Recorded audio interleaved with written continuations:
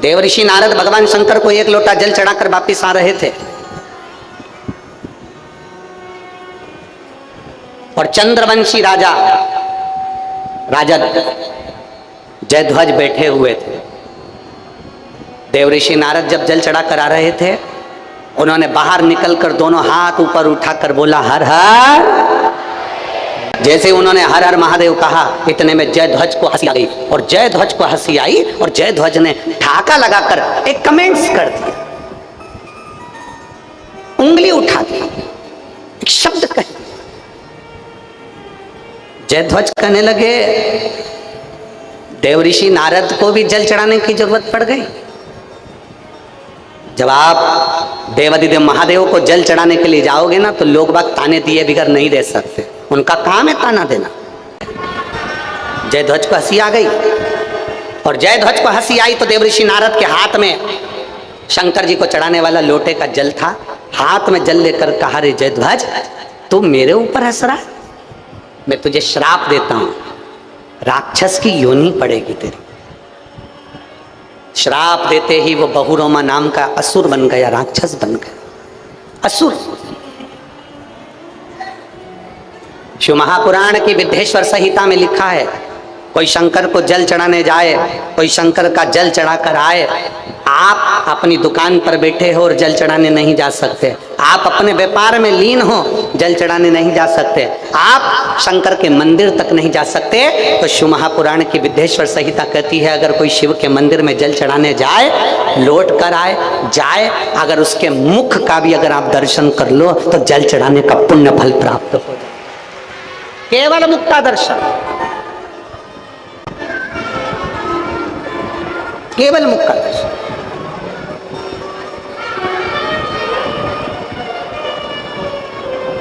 कितना सुंदर लिखा है कि अगर शिव महापुराण की कथा सुनकर कोई जा रहा हो, उसका दर्शन हो जाए, शिव महापुराण की कथा श्रवण कर कर कोई आ रहा हो, उसका दर्शन हो जाए, शंकर को जल चढ़ाकर कोई आ रहा हो, उसका दर्शन हो जाए, शंकर को जल चढ़ाने कोई जा रहा हो, उसका दर्शन हो जाए, तो इस शरीर से अगर कोई पाप हो भी गया है तो शिव महापुराण कहती है वो पाप भी समाप्त हो जाए।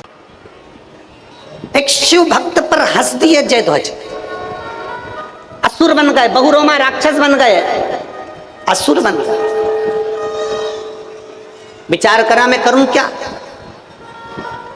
असुर हूं, राक्षस हूं, क्या कर सकता हूं। देवऋषि नारद के चरण पकड़ लिए, आप उत्तर दीजिए कि मेरा कल्याण कैसे होगा, मेरा उद्धार कैसे होगा। शिव महापुराण की कथा नरसिंह पुराण में बहुरोमा का चरित्र लिखा हुआ है, नरसिंह पुराण में वर्णन आता है। देवऋषि नारद ने कहा, जिस दिन शंकर के मंदिर की चौखट के बाहर बैठे रहना, कोई अगर मंदिर में सफाई कर रहा होगा, उसके कपड़ा निचोड़ रहा होगा, उस कपड़े का अगर छींटा भी तेरे शरीर पर पड़ गया, उसी दिन तेरा कल्याण हो जाएगा, उसी दिन उद्धार।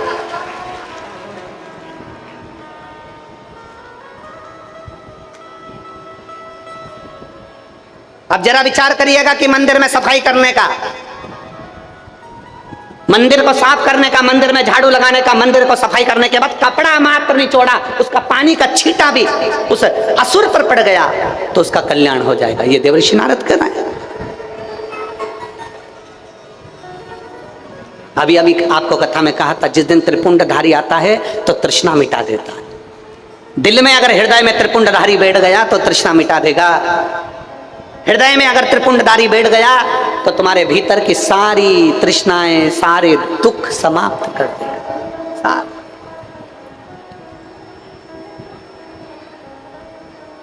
और महाराज, इत ओमकारेश्वर, इत है ममलेश्वर, इत ओमकारेश्वर, उत है और बीच नारबदा बहे धीरे। नरसिंह पुराण की कथा कहती है, बहुरोमा दैत्य शंकर के शिवालय के बाहर, मंदिर के बाहर बैठ गए।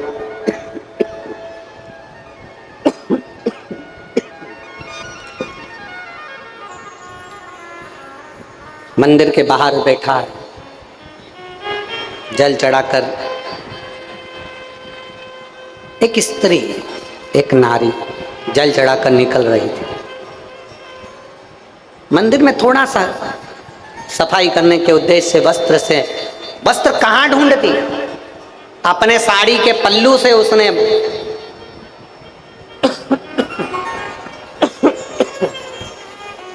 अपने साड़ी के पल्लू से उसने आंगन को साफ किया और साड़ी के पल्लू से आंगन को साफ कर कर बाहर निकलती निकलती उसको थोड़ा सा निचोड़, पानी की बूंद जो झड़ी उसका छींटा बहुरोमा दैत्य को पड़ गया। जैसे ही बहुरोमा दैत्य को छींटा पड़ा, बहुरोमा दैत्य फिर वापिस उस शरीर से छूट गया और भगवान शंकर के धाम में पहुंच गया, शिव के धाम।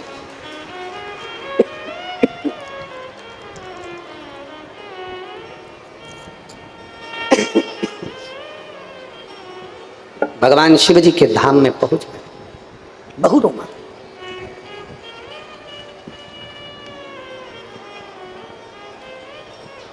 एक विश्वास,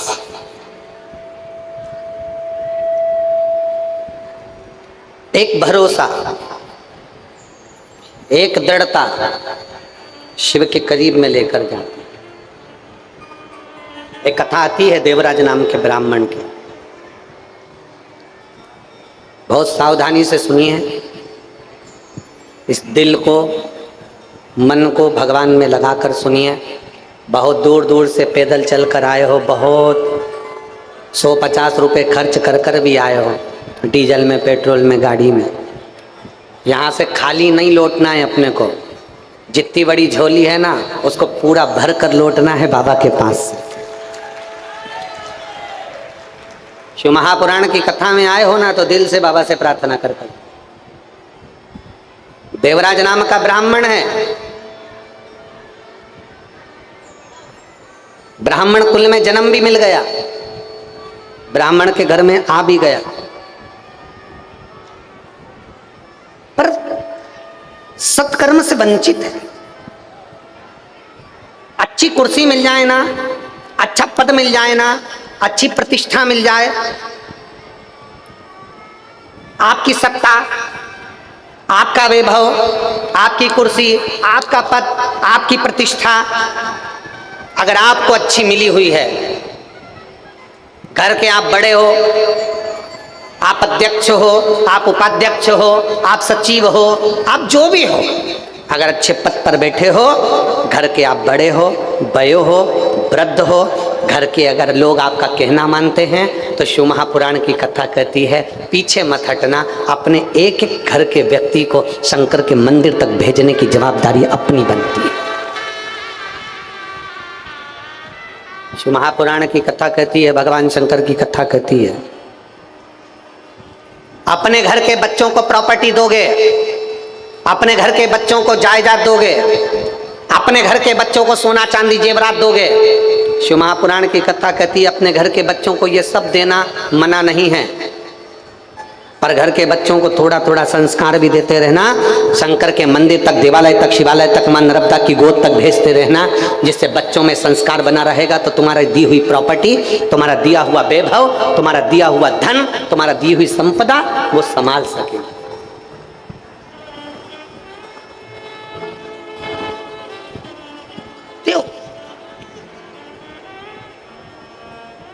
कई लोग कहते हैं गुरुजी हम बड़े दुखी हैं, हम समझ में नहीं आता हमारा दुख क्या। गुरुजी हम बड़े तकलीफ में, समझ में नहीं आता। एक भरोसा पक्का तो करो। एक पत्र है देखिए,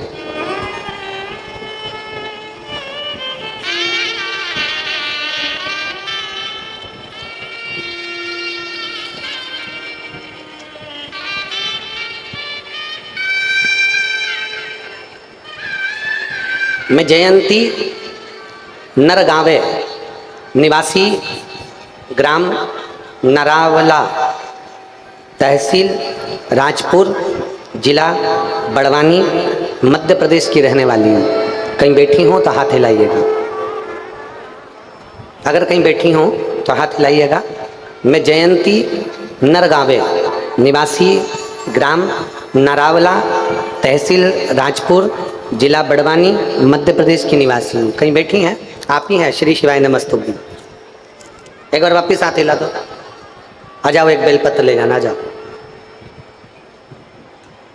मैं महादेव की कथा का क्या गुणगान करूं गुरुदेव, मेरे पास शब्द नहीं। मेरी सरकारी नौकरी नहीं थी, लगातार कई सालों से मैंने सरकारी नौकरी के लिए अप्लाई करा, पर मेरी सरकारी नौकरी नहीं लगी। मैं खुद मजदूरी करती थी, पढ़ाई करती थी। अब गुरुजी, मजदूरी भी करूं और पढ़ाई भी करूं तो कथा सुनने का समय नहीं मिल पाता था। पर ईमानदारी से बोलूं, एक जगह मजदूरी करने गई और वहां मोबाइल पर आपकी कथा चल रही थी। उस कथा के शब्द मेरे कानों में पड़ गए और मेरा मन कर गया कि मैं एक बार सीहोर जाऊं और कुबेरेश्वर धाम पर जाकर बाबा को प्रणाम कर कर आऊं। मैं नरवाला की रहने वाली, तहसील मेरा राजपुर, जिला बड़वानी। 2 हफ्ते के अंदर मैं कुबेरेश्वर धाम गई, बाबा को प्रणाम करा। बाबा से कहा, बाबा मैं नौकरी करना चाहती हूँ सरकारी, अभी तो मैं मजदूरी करती हूँ, दूसरे के यहाँ काम करती हूँ बाबा, पर तू अगर चाहेगा तो मेरी सरकारी नौकरी जरूर लगेगी। गुरुदेव, आप कहते हो कि खूब मेहनत करो। मैंने एक एग्जाम दिया और उसके लिए इतनी मेहनत करी कि पूछो ना। गुरुजी, आप कहते हो पूरी मेहनत करो, और मेहनत कर कर शंकर जी के ऊपर एक शहद लगी बेलपत्र चढ़ाकर शिव जी के पास में चढ़ाकर चले जाओ। मैंने वही किया और पशुपतिनाथ का व्रत किया।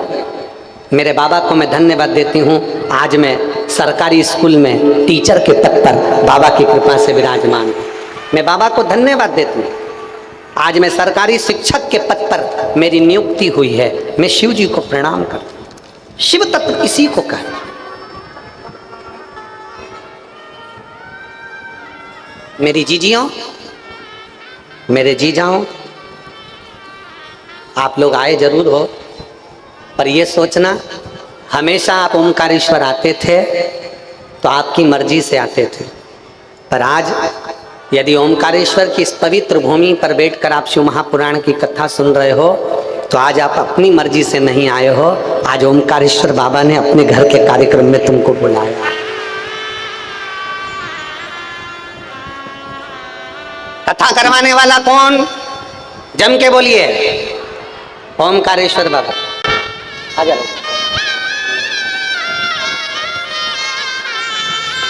बधाई।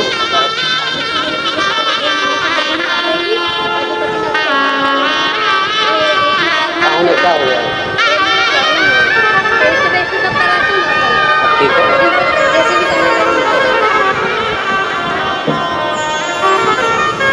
खुद मजदूरी करती थी और साथ में मेहनत करी, और मेहनत का फल ये रहा कि आज सरकारी स्कूल में टीचर है। जोरदार ताली बजाएं इस बेटी के लिए। बहुत बहुत साधुवाद, बहुत बहुत साधुवाद।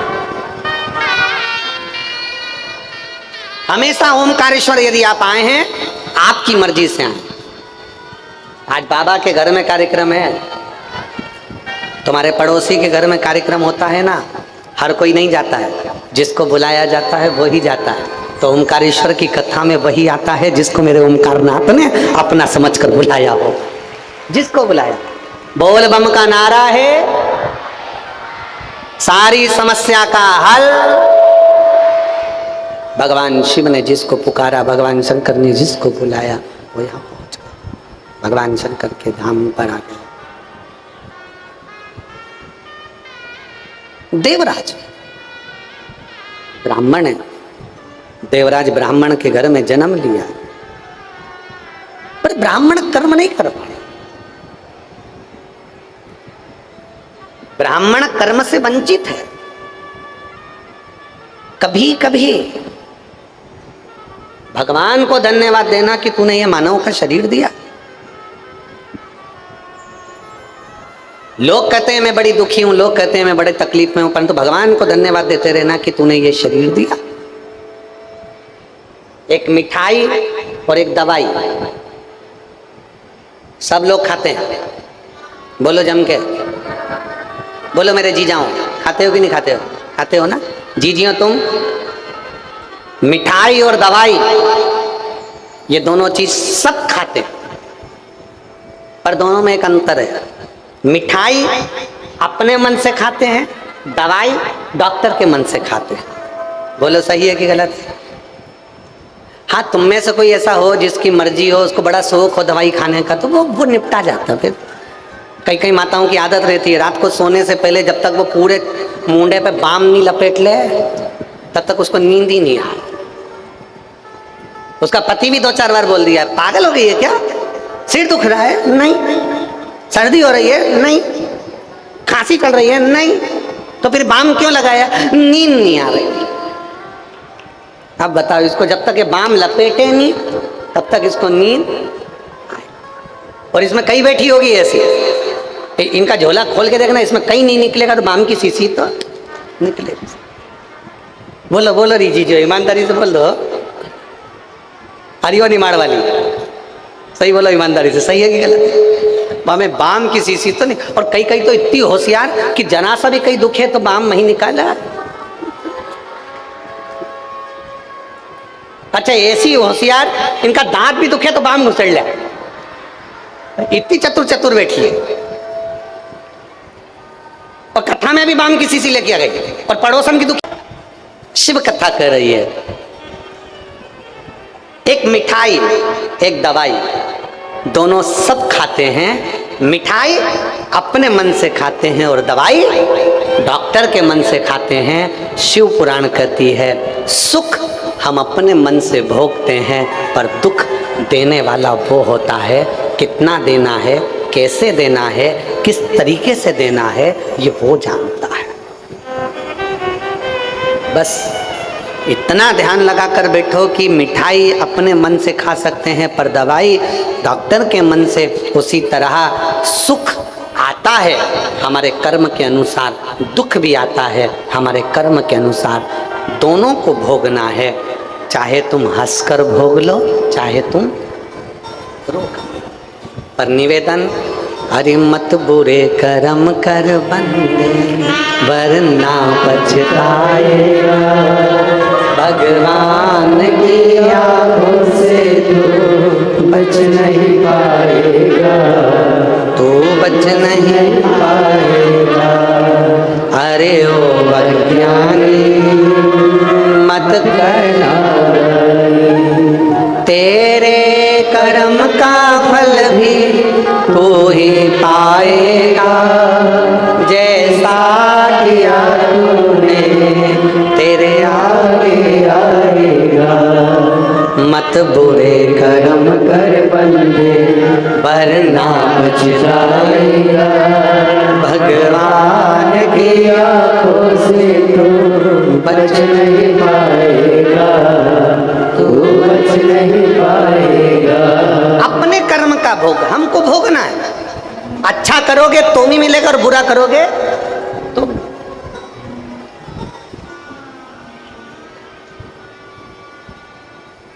बस निवेदन है कि अपने भीतर से तृष्णा को निकाल दो, अपने भीतर से अहंकार को निकाल दो, अपने भीतर से ईर्ष्या को निकाल दो, अपने भीतर से बुराइयों को निकाल दो। कई लोग ऐसे मिलते हैं, अरे गुरुजी किसी ने कुछ कर दिया होगा। एक माता ने लिखा है, मैं रोशनी पति गजेंद्र केवट, मैं खरगोन कुंदा नगर की रहने वाली हूँ। मेरा मोबाइल नंबर ये है, कहीं बैठी हो तो हाथ हिलाइएगा। मैं रोशनी पति गजेंद्र केवट, मैं खरगोन कुंदा नगर मध्य प्रदेश की रहने वाली हूँ। मेरा मोबाइल नंबर आई है, हाथ हिलाओ।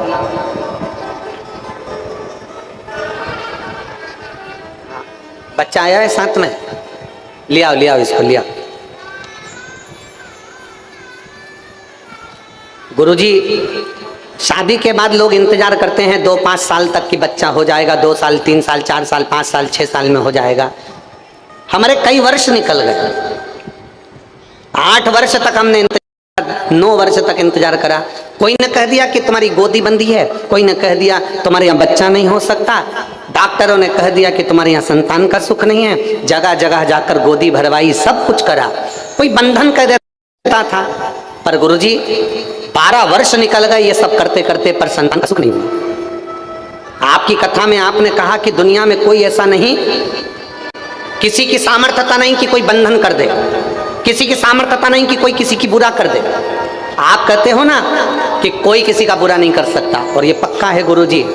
कथा पर भरोसा करा, विश्वास करा, और मोबाइल पर 7 दिन की कथा पति पत्नी हम दोनों ने आसन लगाकर मोबाइल को सामने रखकर सुनी और पशुपतिनाथ का व्रत करना प्रारंभ करा। 12 वर्ष तक औलाद नहीं हुई गुरुजी।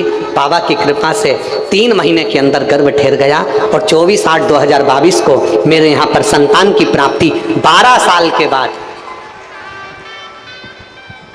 12 वर्ष के बाद संतान की प्राप्ति हुई।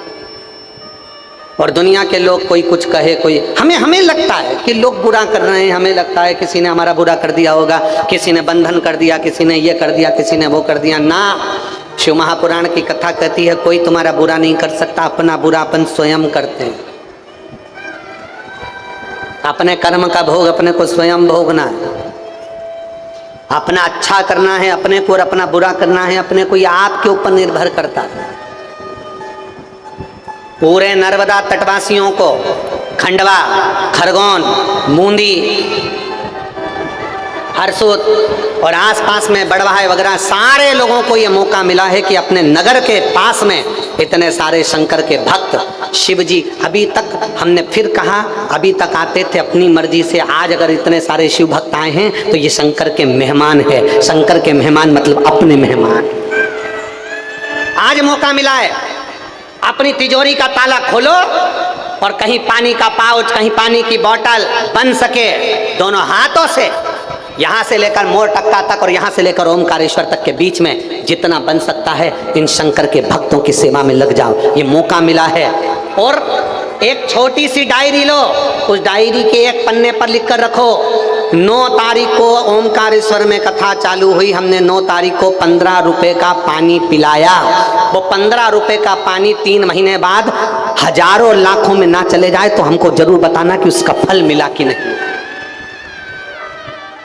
जितना बन सकता है सेवा करो, जितना।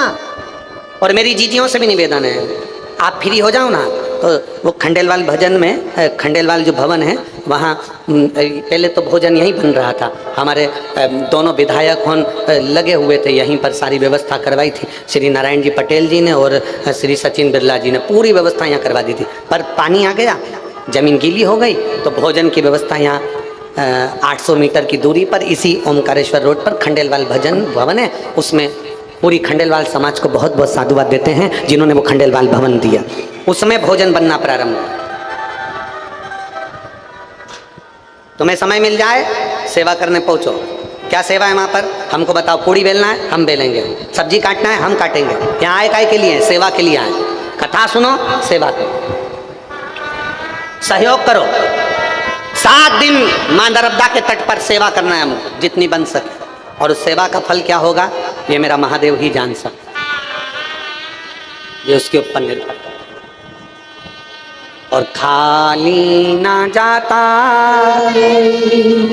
दर से तुम्हारे, खाली न जाता कोई। सब बोलिए, दर से तुम्हारे मैं भी खड़ी हो लगे, बाएं पसारे अपने हृदय से लगा लो, लगा लो।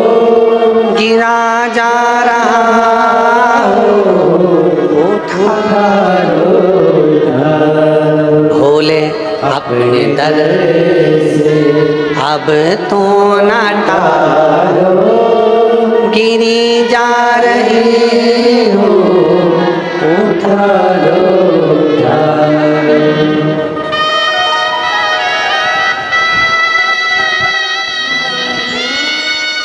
प्रणाम करो, प्रणाम करो।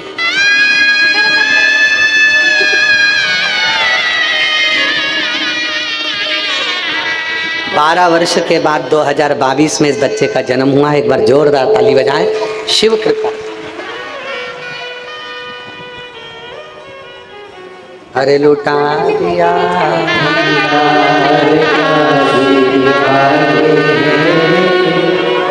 दिया माला मान काशी वाले। ये शिव भक्ति से प्राप्त, उसकी उदारता से प्राप्त। महापुराण कह रही है, देवराज नाम का ब्राह्मण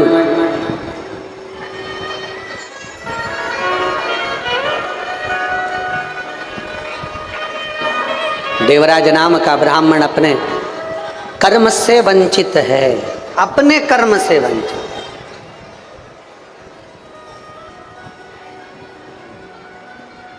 और देवराज नाम का ब्राह्मण जब अपने कर्म से वंचित हो गया, अपने कर्म से वंचित, शिव महापुराण की कथा कहती है, देवाधिदेव महादेव का चरित्र कहता है।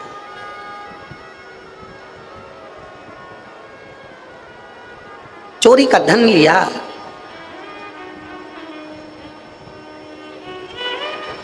और चोरी का धन लेकर देवराज, उसको सुध नहीं पड़ी, उसका स्मरण नहीं बन पाया, और चोरी का धन लेकर देवराज एक मंदिर में, शिवालय में प्रवेश कर गए। अच्छा, उसको मालूम नहीं था शिव शिव है, बाबा बाबा है, ओघड़दानी ओघड़दानी है, शंभू शंभू है, उसका स्मरण नहीं कर पाया।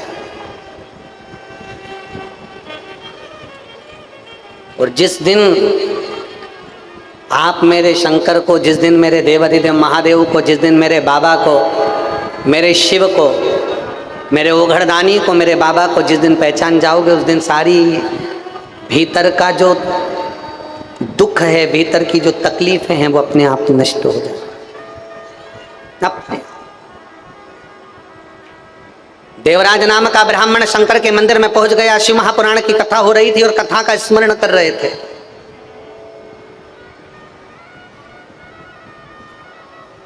और कथा चलते चलते थोड़ी देर में ब्राह्मण ने, संत ने आवाज लगा दी, हर हर। जैसे ही बोला हर हर महादेव, बोलते से इसका सिर में दर्द हो रहा था। इसने सोचा, बताओ यहाँ कहाँ पहुंच गया मैं। थोड़ी थोड़ी देर में संत चिल्ला रहा है, ब्राह्मण चिल्ला रहा है, गुरुजन चिल्ला रहे हैं, हर हर महादेव बोल रहे हैं। कहाँ पहुंच गया? शिव महापुराण की कथा कहती है, एक छोटे से बिंदु से सिंधु तक की यात्रा है, और सिंधु से वापस बिंदु तक की यात्रा है।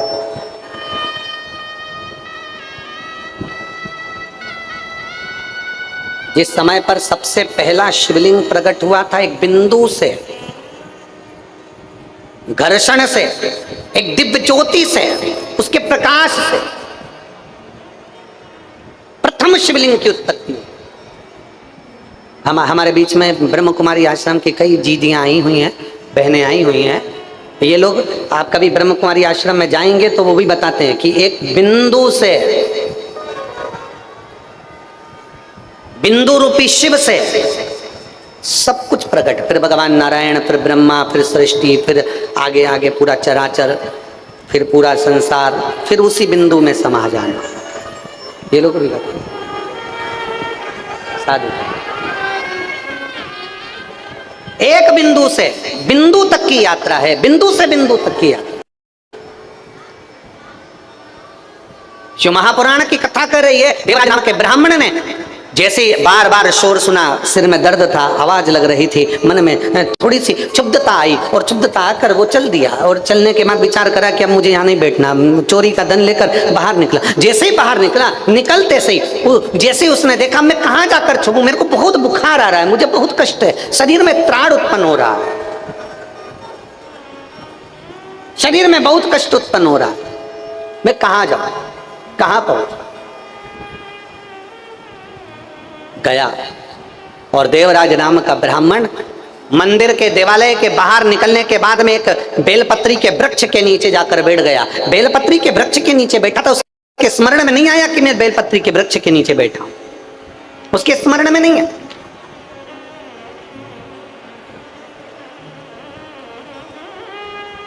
आप लोगों में से कितने शिव भक्त ऐसे हैं जिन्होंने अपनी जिंदगी में बेलपत्री के वृक्ष को लगाया हो।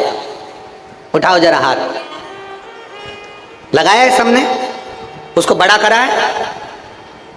बड़ा हो गया वो? बोलो बोलो, जम के बोलो जरा। हाँ, रखो हाथ नीचे।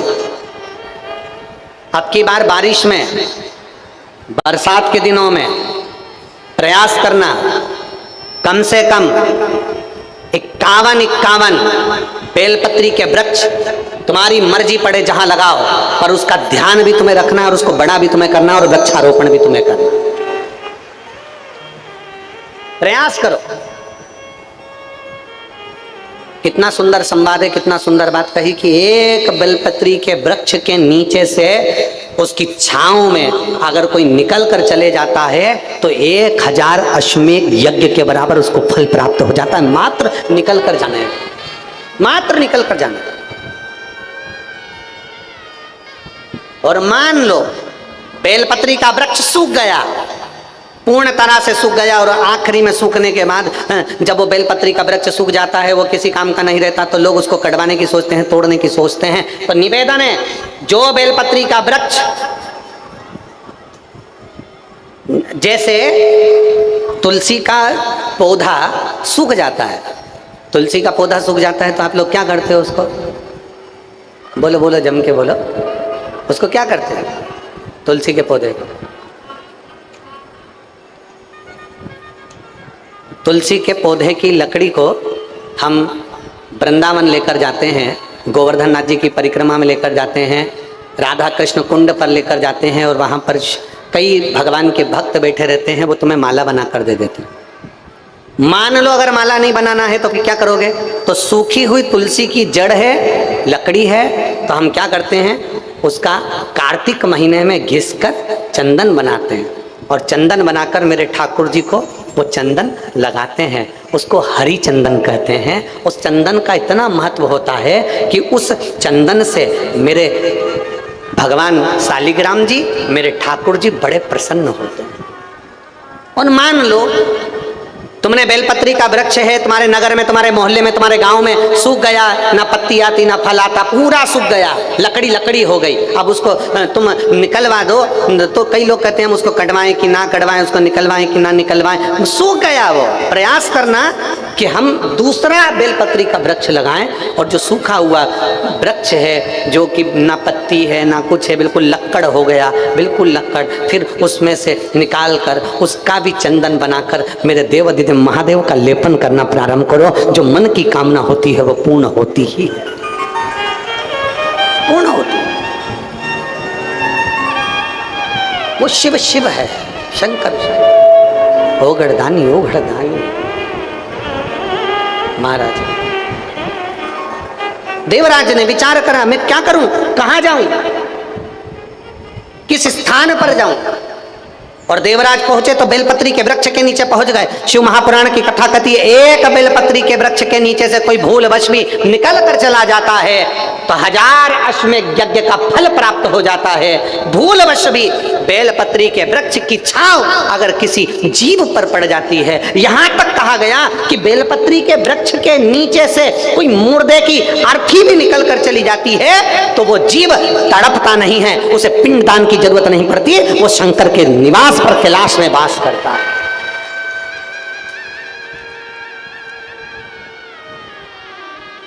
और एक अच्छी बात सीख जाओ, ओमकारेश्वर बाबा का दर्शन करने जाओ, महाकालेश्वर बाबा का दर्शन करने जाओ, भीमा शंकर का दर्शन करने जाओ, केदारनाथ जी का दर्शन करने जाओ, काशी विश्वनाथ जी का दर्शन करने जाओ, मल्लिकार्जुन बाबा का दर्शन करने जाओ।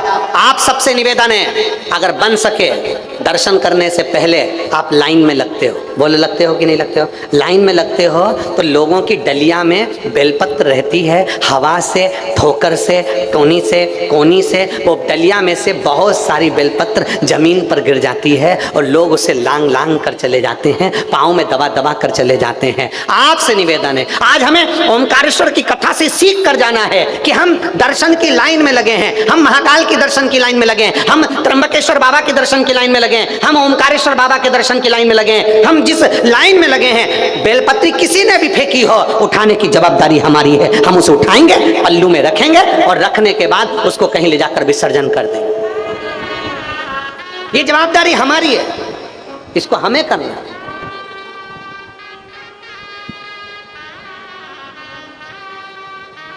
अब लोग क्या सोचते हैं, कई लोग तो बड़े वीआईपी होते हैं, पड़ी है तो पड़े रहने दो, सड़ रही है तो सड़ने दो, पाँव में आ रही है तो आने दो। ना ना ना, उठाओ। आप प्रयास करना, एक पाँव में पड़ी हुई बेलपत्र को उठाने का प्रयास तुम करना। तुमने जैसे बेलपत्र उठाई है, वैसा मेरा महादेव तुम्हें दुख की घड़ी में तुम्हारा साथ देने के लिए, उठाने के लिए तत्पर खड़ा मिलेगा। प्रयास करो। लेते हो नियम? अरे बोलो जम के जरा, पक्का? कौन कौन करने को तैयार है? अलग से नहीं जाना है, दर्शन की लाइन में तुम भी लगे हो ना, नीचे पड़ी दिख गई ना तो उठा अपना पल्लू। माताएं जैसे प्रसाद लेती है ना, तुमने देखा है प्रसाद लेते समय माताएं ना जाने कौन सी डिजाइन की झोली बनाती है, पता नहीं पड़ता, पर ऐसे भैया भैया भैया, वो तो गुलाब जामुन ज्यादा ले लेती है, जब चाशनी टपकती तब मालूम पड़ती भैया, तब मालूम पड़ता है। तो वो माताओं से सीख के अपने पास में अगर झोली नहीं भी है ना, तो अपने कुर्ते की जेब, शर्ट की जेब, पैंट, जीन्स, जो तुम पहने हो, मेरे बेटा बेटी जो तुम, और बेटियां अगर रुपट्टा भी पहनी ना, तो उस रुपट्टे में, उस रुपट्टे में पड़ी हुई, रास्ते में चल रहे हो, पड़ी हुई मिल गई, उठा के रख लिया, उठा के रख लिया। तुम एक दो लोग भी अगर करोगे ना, एक दो भक्त भी शंकर के करेंगे ना, तुमको देखकर जितने लोग लाइन में लगे होंगे ना, वो भी उठाना चालू कर देंगे, निश्चित है। वो भी सेवा आप करो तो। गायत्री परिवार वाले कहते हैं हम सुधरेंगे। बोलो बोलो जम के बोलो जरा, हम सुधरेंगे, युग सुधरेगा। हम बदलेंगे, युग बदलेगा। पहले बदलना किसको है? अपने आप। बाप बेटे से कह रहा है नशा नहीं करना, बाप बेटे से कह रहा है झूठ नहीं बोलना, बाप बेटे से कह रहा है गलत काम नहीं करना, और पिताजी मोबाइल पे बोल रहे हैं। किसी ने पूछ लिया कहाँ हो सेठ जी? सेठ जी बोले बस घर पर बैठा था, और बैठा था दुकान पर। तो बेटा सुनता है, कहता पापा झूठ बोल रहे हैं, और अभी कह रहे थे कि झूठ नहीं बोलना।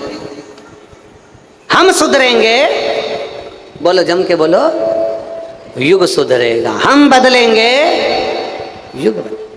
धर्म की अधर्म का, प्राणियों में विश्व का कब होगा?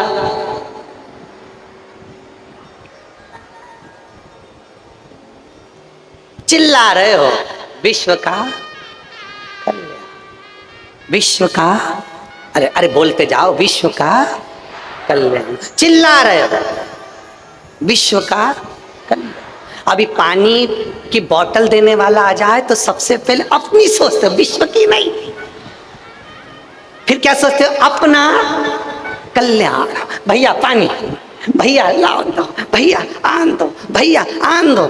और मालूम पड़ा 2 पानी की बोतल तो खुद लेके आई थी, और वो बोतल तक खाली नहीं हुई, और मालूम पड़े दूसरे की बोतल और बटोर बटोर के इकट्ठी कर ली। अब सोच रही जाऊंगी कैसे, 4-5 किलो पानी इकट्ठा कर लिया,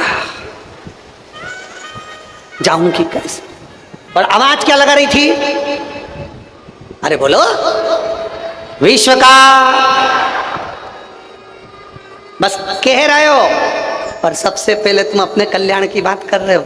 जो मिले मुझे मिले, आज सब कुछ मिले मुझे मिले, बिस्कुट का पूड़ा मुझे मिले, पूरी सब्जी मुझे मिले, खिचड़ी मुझे मिले। अपन किसी का ध्यान नहीं रख रहे, लेते समय, खाते समय, ध्यान रखते समय, बस अपना, केवल अपना। ना, मेरे देवाधिदेव महादेव से सीखो। अमृत दूसरे को दिया, देवताओं को दिया, विष खुद पी गए। वो देवाधिदेव महादेव विश्व कल्याण की बात, वो देवाधिदेव महादेव विश्व कल्याण की बात करते हैं। मेरे शंकर भगवान ने विष पिया जगत की रक्षा के लिए।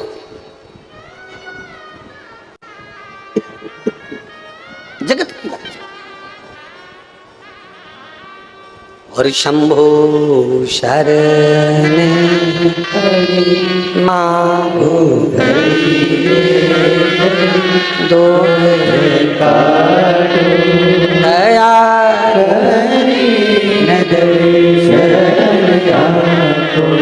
विश्व का गौ माता की कितनी जोरदार बोले। गाड़ी से जा रहे थे, रोड पे गाय बैठी थी, भुर भुर कर रहा, हारन बजा रहा, नहीं उठ रही, टल्ला मार कर चले गया और पंडाल में बैठ कर बोल रहा है गौ माता की जय हो। ऐसी जय नहीं चाहिए, थोड़ा समर्पण आपका चाहिए। हमारे गांव की गाय रोड पर बैठी है, हमारे गांव की गाय रोडों पर पड़ी है, हमारे गांव की गाय रोड की पन्नी खा रही है, तो वो गांव का कभी विकास नहीं हो सकता। अपने गांव की गांव माता का अगर हम ध्यान रखेंगे तो गौ माता में 33 कोटि देवता विराजमान है, वो हमारा ध्यान रखेंगे, वो हमारा ध्यान रखेंगे। थोड़ा सा हमको समर्पण करना पड़ेगा, थोड़ा हमको ध्यान देना पड़ेगा, थोड़ा सा दे। हम ज्यादा नहीं कहते कि तुम बहुत को ध्यान दो, तुम्हें ज्यादा ध्यान देने की जरूरत ही नहीं। तुम वो जैसे पंडित जी बोलते हैं ना, हाथ में संकल्प देकर, संकल्प जब होता है तो पंडित जी क्या कहते हैं, अमुक नाम गोत्र भगवान का ध्यान करिए। बोलो, बोलते कि नहीं बोलते? अरे जम के तो बोलो, क्या बोलते हैं? भगवान का ध्यान करिए। अच्छा, पंडित जी क्यों बोलते हैं कि भगवान का ध्यान करो? मतलब तुम्हारा ध्यान भगवान में जाता नहीं है। आज तक किसी ने करा, किसी ने बोला तुमसे कि लुगाई का ध्यान करिए? कोई बोला? तुम नी भी करोगे ना तो तुम्हारा ध्यान वहां चले ही जाएगा, बाजू में बैठी है ना तो बस पल्लू लेके बस तुम्हारा ध्यान वहीं पे है।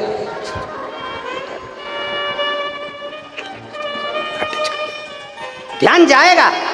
केवल एक भगवान के लिए लोगों को कहना पड़ता है कि भगवान का ध्यान करिए, नारायण का ध्यान करिए, राम जी का ध्यान करिए, नर्मदा जी का ध्यान करिए। आज तक किसी ने कहा कि बेटे का ध्यान करिए, पत्नी का ध्यान करिए, पति का ध्यान करिए? कोई नहीं करना पड़ता, अपने आप ध्यान चले जाता है। शिव महापुराण की कथा कहती है जैसे पत्नी की ओर ध्यान अपने आप जाता है, बेटे की ओर ध्यान अपने आप जाता है, बच्चों की ओर ध्यान अपने आप जाता है। शिव महापुराण की कथा कहती है जब मंदिर में ना भी जाओ और तुम्हारा दुकान पर भी बैठे हो तो तुम्हें किसी के कहने की जरूरत ना पड़े कि भगवान की ओर ध्यान करिए, अपना ध्यान ओमकारेश्वर चले जाना चाहिए, अपना ध्यान भगवान में जाना चाहिए।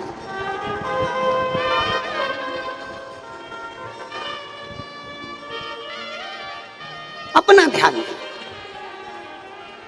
और मेरे भोले तेरा सहारा है, मेरे भोले तेरा सहारा है, मेरी नैया का तो किनारा। आपका ध्यान स्वतः परमात्मा की ओर जाए तो समझ लो कि परमात्मा ने आपको अपने लिए बनाया है, अपने लिए निर्माण किया। जब आप और हम लोग बोलते हैं ना श्री शिवाय, कितनी बार बोलते हैं? 5 बार। बोलने के बाद क्या बोलते हैं? भोला सब दुख काटो मार। उसके बाद में 2 क्षण के लिए हम हमारे बाबा से हमारे दिल की बात कहते हैं, बाबा मैं बहुत तकलीफ में हूँ, बाबा तेरा दर्शन चाहती हूँ, बाबा तेरे चरणों की सेवा। वो 2 क्षण जो होता है ना, इसको पूरा बोलने के बाद भोले सब दुख काटो मारा वेश है मंगल मंगलकारी, ये सब हो जाता है। उसके बाद 2 क्षण के लिए हम बाबा से अपने दिल की बात कहते हैं। सारी दुनिया के लोग टीवी के सामने, मोबाइल के सामने, कथा के पंडाल में ज़्यादातर इस स्तुति को करने के लिए आते हैं कि बाबा उस समय पर सुनता है। साइलेंट होकर अपने दिल से हम बाबा से कहते हैं, शंभु ओघड़ दान, उसके आश्रित हो जाए, उसके आश्रित।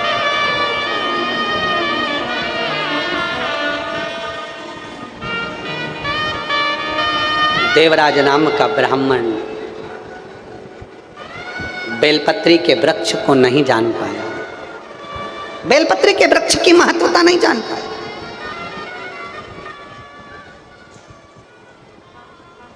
और बेलपत्र के वृक्ष की महत्वता अगर जान जाता तो श्रेष्ठता बन जाती। नहीं जाना, प्राण छूट गए। मेरे देवाधिदेव महादेव नंदी लेकर आए और देवराज नाम के ब्राह्मण को लेकर गए, क्योंकि बेलपत्र के वृक्ष की छांव में प्राण छूटे था। शिव तत्व की प्राप्ति, देवराज के प्राण छूटे गए।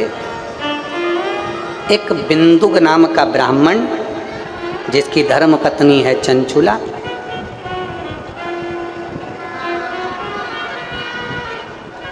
पति के प्राण छूटने के बाद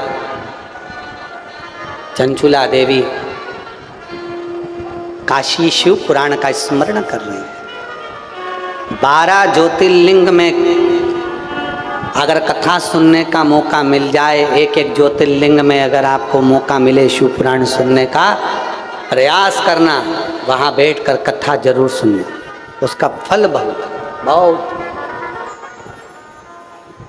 चलिए, चंचुला देवी के भी प्राण छूट गए तो भगवान पार्वती जी की सखी बन गई, विनती करी मेरे पति को मुक्ति कैसे मिले। कहा कथा, शिव महापुराण की कथा, शंकर का आराधना, शिव की उपासना, बाबा की आराधना, श्रेष्ठता।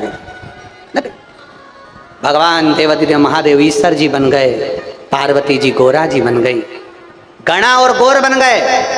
16 दिन भगवान शंकर ने श्रृंगार करा, इसलिए गणगौर आज भी 16 दिन की होती है। ईश्वर जी और गोरा जी बनकर भगवान देवाधिदेव महादेव शंकर और पार्वती तुमरुका जी के पास में जाकर कथा को रसपान करते हैं, कथा श्रवण कर। ईश्वर जी गोरा जी पधार रहे हैं, जोरदार ताली बजाएं ईश्वर जी और गोरा जी के लिए। भगवान देवाधिदेव महादेव ईश्वर और गोरा बनकर शिव महापुराण कथा के यजमान बनकर कथा का रसपान करते हैं। ऐसी पवित्र कथा का लाभ आप और हम त्र्यंबकेश्वर बाबा की पवित्र भूमि से ले